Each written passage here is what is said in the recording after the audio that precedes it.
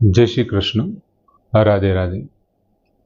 मित्रों, त्रीजा अध्यायना 30 श्लोकमां आपणे जोयुं भगवान कृष्णए अर्जुनने एक सिद्धांत आप्यो कि जो तारे कर्ममांथी छूटवुं होय, कर्मना बंधनमांथी छूटवुं होय तो भगवाने सरस मजानी वात करी कि मया सर्वाणि कर्माणि संन्यस्त अने अध्यात्म चेतसा। तो अध्यात्म चेतस बनी અને તું જે કંઈ કર્મ કરે છે બધા જ કર્મો તું મને આપી દે। પછી બીજી ત્રણ બાબતે તારે કેવી રીતથી થઈને આ બધું કરવું જોઈએ એમાં ભગવાને કીધું નિરાશી નિર્મમો ભૂત્વા યુદ્ધસ્વ અને છેલ્લે આપ્યું વિગત જ્વર।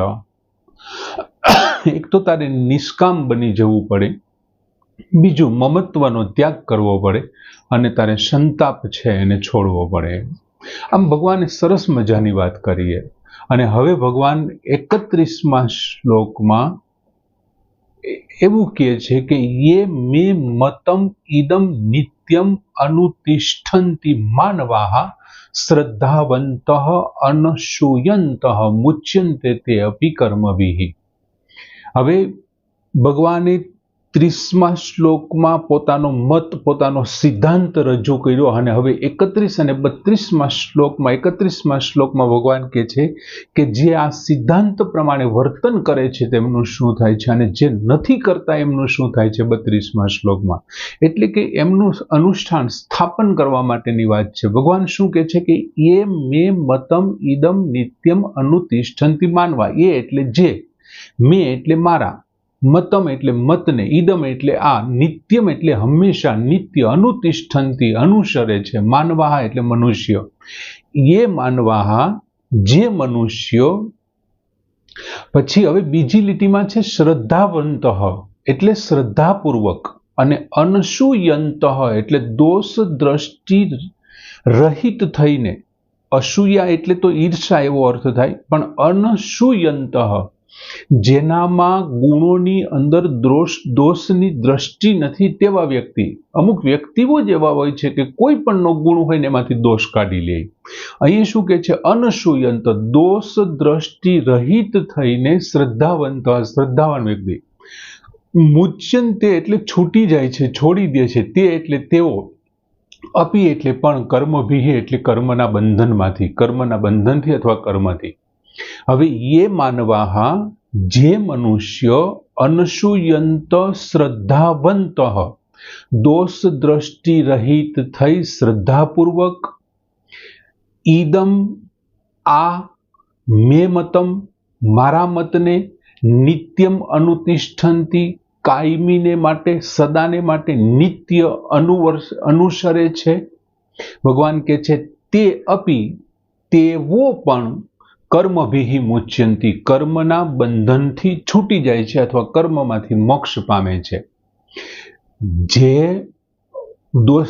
દોષ રહિત દ્રષ્ટિ વડે શ્રદ્ધાવાન મનુષ્ય મારા આ મતને કાયમી માટે અનુસરે છે તેવો કર્મના બંધનમાંથી મુક્ત થાય છે।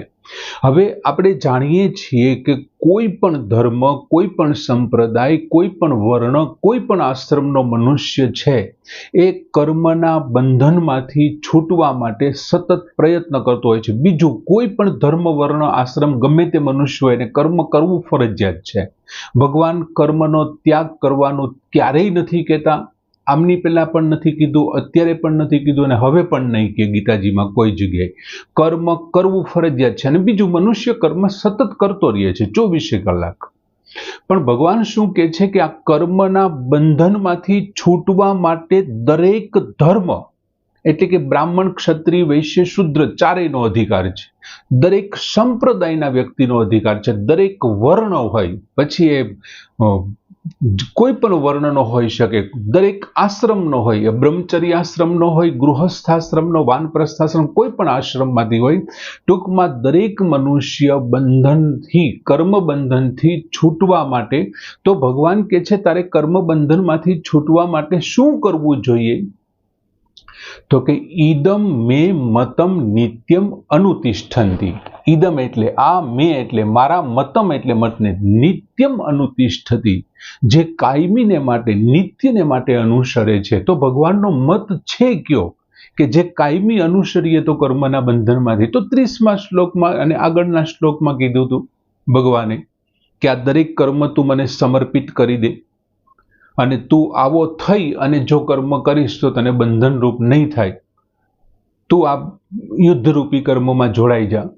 હવે દરેક શરીર વગેરે થી જે કંઈ કર્મો થાય છે એ બધા કર્મો ભગવાનના શરણે ધરી દેવાની વાત છે. જે કાંઈ નાના મોટા બધા જ કર્મો જે થાય છે, સારા હોય કે જેનું પુણ્ય મળવાનું છે, ખરાબ હોય કે જેનું પાપ મળવાનું છે, એ હું નથી કરતો પણ ઈશ્વર કરે છે. અને આ ઈશ્વરને સોંપી દીધું છે. શું કામે? તો કે આ શરીરથી કર્મ થયા છે, શરીર પ્રકૃતિમાંથી બની છે અને પ્રકૃતિ ભગવાને બનાવી છે.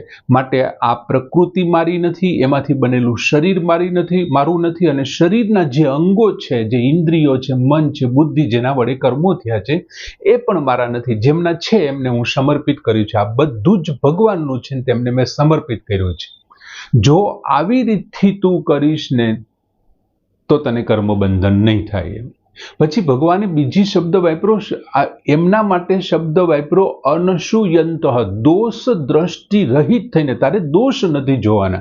બીજો એક શબ્દ વાપરો શ્રદ્ધાવંત, નિઃસંદેહ, શ્રદ્ધાથી તારે કરવાનું છે આ કામ, શ્રદ્ધાપૂર્વક કે હું ઈશ્વરના શરણે ધરું છું અને એ મને કર્મના બંધનમાંથી છોડાવશે, અથવા મારું નથી અને એટલા માટે મેં આપી દીધું છે જેથી કરીને મને એનું બંધન નહીં નડે. આવી સંપૂર્ણ શ્રદ્ધા, ઈશ્વર ઉપરની અતૂટ શ્રદ્ધા રાખી અને કર્મ. બીજું 30મા શ્લોકમાં મત આપ્યો કે ગુણોમાં દોષ. 30મા શ્લોકમાં ભગવાને મત આપ્યો કે બધા કર સર્વાણી કર્માણી મયી સંન્યસ્ય, બધા જ કર્મો તું મને સોંપી દે અને તું આવો થઈ જા. હવે 30મા શ્લોકમાં ભગવાને જે મત આપ્યો ને, અમુક લોકો શું કરે છે, એમની ઉપર પણ શ્રદ્ધા નથી રાખતા અને ગુણોની અંદર દોષ એટલે જોવા એટલે અસૂયા. અસૂયાનો અર્થ ખરેખર અત્યારે સંસ્કૃતમાં આપણે શું કરીએ છીએ, ઈર્ષા કરવી. હવે કોઈ પણનો સારો ગુણ હોય ને એનાથી રાજી થવાને બદલે એની અંદરથી તમે ભૂલ કાઢી લો તો એ ઈર્ષા જ છે ને. કોઈ વ્યક્તિનો સારો ગુણ છે એના વખાણ કરવા જોઈએ, એને બદલે તમે એ ભલે પાસ થયો, ત્યાં કાંઈ એમ થોડું એડમિશન મળી જવાનું છે. જો એની ઈર્ષા છે, એમણે મહેનત કરીને પાસ થયો છે, ખરેખર એ વખાણને પાત્ર છે, લાયક છે, એમ છતાં એમના ગુણોમાંથી એમાં શું નવી નવાઈ કરી 90% આવ્યો હતો, કોઈ દી બહાર નહોતો નીકળતો, આખો દી વાંચા કરતો હતો. અરે પણ તો સારી બાબત છે ને. અને એમ છતાં એમની અંદર દોષ કાઢે છે. ભગવાન કહે છે તેમનાથી રહિત થવાનું. જો અનસૂયંત, અસૂયા એટલે ગુણોમાં દોષ કાઢવા, અનસૂયંત, દોષ રહિત થઈને. હવે ભગવાનનો મત છે એ ખરેખર ઉત્તમ છે કે તારા જે કંઈ કર્મો છે, સારા નરસા આ તે કંઈ પણ કર્મ છે તું મને સોંપી દે. એ જે કંઈ ભોગવવાનું છે આ તે બધું મારું છે. પણ ઘણા લોકો ભગવાનના મતની અંદર ભૂલ કરે છે કે આમાં તો ભગવાન આત્મશ્લાઘા કરે છે, પોતે જ પોતાના વખાણ કરે છે કે તું બધું મને સોંપી દે. આમાં તો એ પોતાનું અભિમાન જો દેખાય છે, ભગવાનનું અભિમાન જોવાનો એનામાં દોષ આવી જાય છે કે ભગવાન કે છે એમાં એમ લાગે છે કે ભગવાન તો અભિમાની છે, મને જ પોતાને સ્વામી માનવાની વાત કરે છે, પોતે જ પોતાના વખાણ કરે છે. તો પછી એ દોષ જોવાની વૃત્તિ થઈ. એટલે ભગવાન કહે છે અનસૂયંત, તો દોષ જોવાની વૃત્તિને છોડી દે, દોષ દ્રષ્ટિને છોડી દે. એમ હવે ત્યાર પછી અભિમાન જોવાની વાત થઈ. આ દોષ રહિત ભગવાને મત આપ્યો છે, એમ છતાં એમની અંદર પાછા દોષ જોવે છે. હવે કર્મ છે, દાખલા તરીકે ભગવાને એવું કીધું, મત આપ્યો કે તું બધા જ કર્મો મને છોડી દે, મને સમર્પિત કરી દે. તો હવે આ લોકો શું કહે છે કર્મ બાબતમાં, કોઈ કર્મ મોક્ષ આપનારા કેવી રીતે થાય? કર્મનું તો કામ જ છે કે બંધનરૂપ છે, બંધન આપનારું છે. તો કર્મથી તમને મોક્ષ કેવી રીતે મળે, ભગવત પ્રાપ્તિ કેવી રીતે થઈ? તો પછી આ એમના મતની અંદર ભૂલ કાઢી, એમાં દોષ જોયો. હવે બધું જ ભગવાનનું છે, છતાં મનુષ્ય પોતાનું માની લે છે અને એમને કારણે શું થાય છે, કર્મરૂપી બંધનમાં જોડાય છે. અને કર્મરૂપી બંધનમાં જોડાવાથી જન્મ જન્માંતરના ચક્રની અંદર પડે છે. હવે ખરેખર ભગવાન તો અત્યંત કરુણા કરી, લાગણી કરી, વાત્સલ્ય ભાવથી બધા જ કર્મો પોતે લઈ લે છે કે ભાઈ તારા ગમે તેવા કર્મો હોય તો મને સોંપી દે. એટલે આ ભગવાને ખરેખર તો સિદ્ધાંત કીધો છે કે તારા બધા કર્મો લે. અને પાછું ભગવાને શું વાત કરી? નિત્યમ અનુષ્ઠિતમ, જે કાયમી એક જ છે. કેમ કે સિદ્ધાંત કોઈ દી ફરે નહીં. બીજું આપવા વાળો કોણ છે? અવિનાશી છે, એ તો નાશ નથી થવાનો, નિત્ય છે.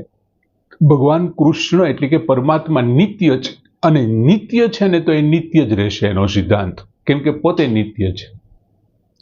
મેં કે તમે આપ્યું હોત તો આપણે બંને અનિત્ય છીએ, અને આ તો ભગવાને આપ્યું છે એટલા માટે કાયમી છે. બીજું, ભગવાન પોતે નિત્ય છે એટલે એમના સિદ્ધાંત છે, એમનો મત છે, અને એમને જે કાંઈ પ્રાપ્ત કરાવવું છે એ પણ નિત્ય જ હશે. એ માટે થઈને અહીંયા પહેલી લીટીમાં શબ્દ આપ્યો કે નિત્યમ અનુતિષ્ઠંતી. તું એકાદ વખત અનુસરણ કરે પછી તું એમને મૂકી દે એમ ન ચાલે. નિત્ય એટલે હંમેશા, અનુતિષ્ઠંતી એટલે